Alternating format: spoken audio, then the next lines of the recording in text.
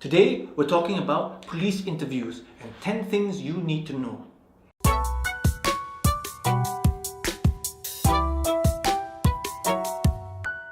The first thing you need to know if you're involved in a police investigation and you're being interviewed by the police is you'll be asked to give a statement.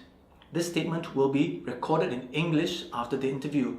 The second thing that you need to remember if you're attending a police interview is you can choose to speak in the language that you're most comfortable in. This includes a dialect as well. So if it's Hokkien or Teochew or Cantonese, something that you feel that you will be able to communicate and convey your feelings and your explanations better and more clearly than English, tell the interviewer. The third thing is an interpreter or a translator will be made available to you if that really is the case. If you really cannot speak in English very well or understand the interviewer, that's something that will be made available to you. Number 4, after the statement is recorded by the investigator, a copy is usually shown to you, either in writing or printed out. What you need to know is you need to check that this statement is accurate very carefully before you sign it. Because number 5, you can make amendments to the statement before you sign it.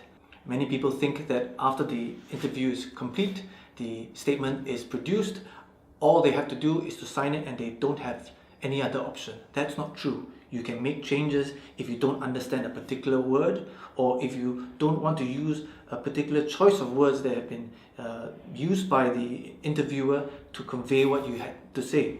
Use your own words, because ultimately it's supposed to represent what you have to say. The next thing you should bear in mind is you will not be given a copy of the statement. So make a point, try to remember exactly what was reproduced in that statement, because you will not get to see a copy of the statement until very much later.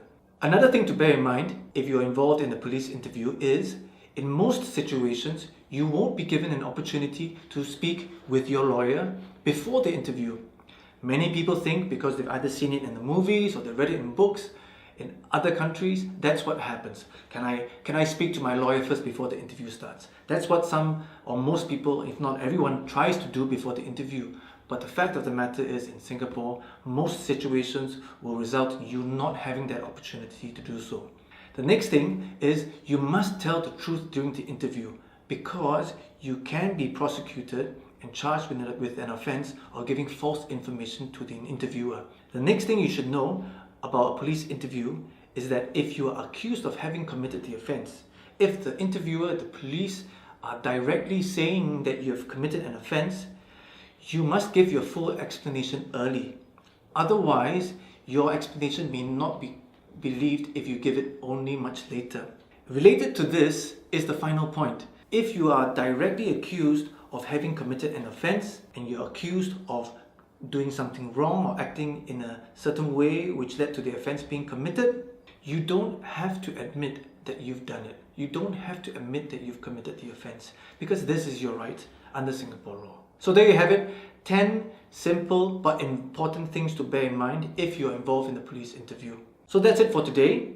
Don't forget to subscribe to our YouTube channel and to follow us on Facebook for more updates. And we'll see you soon. Bye-bye.